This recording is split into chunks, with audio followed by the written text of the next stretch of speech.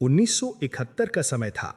दक्षिण एशिया में तनाव बहुत बढ़ चुका था। भारत और पाकिस्तान के बीच युद्ध शुरू हो गया था, जिसे इतिहास में इंडो पाकिस्तानी वॉर ऑफ 1971 कहा जाता है। जमीन और आसमान के साथ साथ समुद्र में भी दोनों देशों की नौसेनाएं सक्रिय थीं। अरब सागर की गहराइयों में उस समय कई जहाज और पनडुब्बियां दुश्मन को ढूंढने और अपने सुरक्षा करने के मिशन पर थी। भारतीय नौसेना का एक जहाज आईएनएस खुखरी भी ऐसे ही एक मिशन पर था।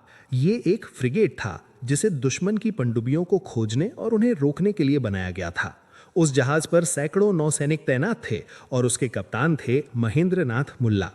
वे अपने शांत स्वभाव, अनुशासन और बहादुरी के लिए जाने जाते थे। दिसंबर 1971 की एक ठंडी रात थी। समुद्र बिल्कुल अंधेरा था और दूर दूर तक सिर्फ लहरों की आवाज सुनाई दे रही थी। आईएनएस खुखरी और उसके साथ के कुछ दूसरे जहाज समुद्र में गश्त कर रहे थे। उनका काम था ये पता लगाना कि कहीं आसपास पाकिस्तान की कोई पनडुब्बी तो नहीं छिपी है। उस समय समुद्र की गहराई में एक और कहानी चल रही थी। पाकिस्तान की एक पनडुब्बी पीएनएस हंगोर भी उसी इलाके में मौजूद थी। पनडुब्बी का फायदा ये होता है कि वो पानी के नीचे चुपचाप चल सकती है और दुश्मन को बिना दिखे हमला कर सकती है। पीएनएस हंगोर के अधिकारी अपने सोनार उपकरण से आसपास के जहाज़ों की आवाज़ सुन रहे थे। सोनार से उन्हें धीरे धीरे ये संकेत मिलने लगा कि पास में भारतीय जहाज मौजूद हैं। समुद्र के नीचे बैठे कमांडर ने अपने दल के साथ स्थिति का अध्ययन किया। पनडुब्बी में हर कोई चुप था, क्योंकि जरा सी आवाज भी सोनार में पकड़ी जा सकती थी। कुछ देर बाद उन्हें साफ समझ में आ गया कि सामने भारतीय नौसेना का एक युद्धपोत है। दूसरी तरफ आईएनएस खुखरी के नौसैनिकों ने भी अपने उपकरणों से समुद्र की जांच कर रहे थे। उन्हें शक था कि आसपास दुश्मन की पनडुब्बी हो सकती है, इसलिए वे सावधानी से आगे बढ़ रहे थे। लेकिन समुद्र के नीचे छिपी पनडुब्बी को ढूंढना हमेशा आसान नहीं होता। 9 दिसंबर 1971 की रात को स्थिति अचानक बदल गई। पीएनएस हंगोर के कमांडर ने हमला करने का फैसला किया। पनडुब्बी में टॉर्पीडो नाम का हथियार होता है, जो पानी के अंदर तेजी से जाकर जहाज से टकराता है और बड़ा विस्फोट करता है। कमांडर ने पहला टॉर्पीडो दागने का आदेश दिया। टॉर्पीडो पानी में तेजी से आगे बढ़ा, लेकिन वो सीधे लक्ष्य को नहीं लगा और आगे निकल गया।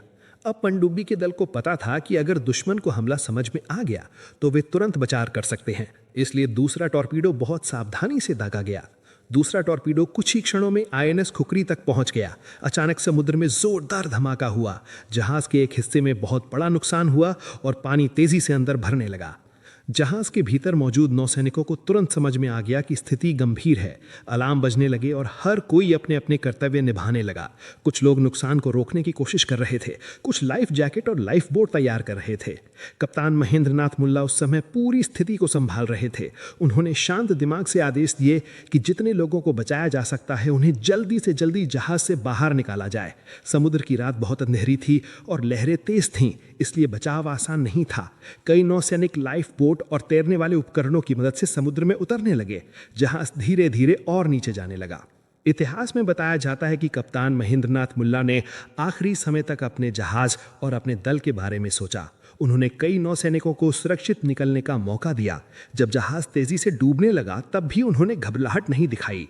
थोड़ी ही देर में आईएनएस खुखरी समुद्र की गहराई में चला गया। इस घटना में लगभग 194 भारतीय नौसैनिकों की जान चली गई। ये घटना भारतीय नौसेना के इतिहास में एक बहुत दुखद लेकिन साहस की मिसाल मानी जाती है। बाद में कप्तान महेंद्र नाथ मुल्ला को उनकी बहादुरी के लिए भारत का एक उच्च सैन्य सम्मान महावीर चक्र मरणोपरांत दिया गया। युद्ध के उस समय समुद्र में और भी घटनाएं हो रही थीं। भारत और पाकिस्तान दोनों की नौसेनाएं एक दूसरे की गतिविधियों पर नजर रख रही थीं। इसी युद्ध के दौरान पाकिस्तान की एक और प्रसिद्ध पनडुब्बी पीएनएस घाजी भारत के तट के पास आई थी। उसका मिशन भारतीय नौसेना के विमान वाहक पोत को ढूंढना था, लेकिन परिस्थितियों और विस्फोट की एक घटना के कारण पीएनएस घाजी नष्ट हो गई। इस तरह समुद्र में दोनों देशों को अलग अलग तरह के नुकसान और घटनाओं का सामना करना पड़ा। इंडो पाकिस्तानी वॉर ऑफ 1971 आखिरकार दिसंबर 1971 में समाप्त हुआ और दक्षिण एशिया के इतिहास में एक महत्वपूर्ण अध्याय बन गया। इस युद्ध के दौरान हुई समुद्री घटनाएं आज भी नौसेना के इतिहास में पढ़ाई जाती हैं। आईएनएस खुखरी की कहानी को अक्सर बहादुरी, कर्तव्य और समुद्र में सेवा देने वाले नौसैनिकों के साहस की याद में बताया जाता है। आज भी उस जहाज और उसके दल की याद में स्मारक बनाए गए हैं और नौसेना में उनके बलिदान को सम्मान के साथ याद किया जाता है। दोस्तों, अगर वीडियो अच्छा लगा हो तो चैनल को सब्सक्राइब कर लेना।